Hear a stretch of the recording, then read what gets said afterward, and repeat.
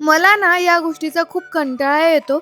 श्री स्वामी समर्थ मंडळी जेव्हा मला घाई असते ना, तेव्हाच असं काहीतरी माझ्यासोबत होतं. झालं असं की आज उठायला उशीर झालेला आहे आणि तुम्हाला तर माहितीच आहे की माझं पारायण सुरू आहे. त्याच्यामुळे म्हणलं एकीकडे दूध तापवायला ठेवावं आणि दुसरीकडे देवपूजा करून घ्यावी. देवपूजा करत बसले आणि माझं लक्ष इकडं नाहीच.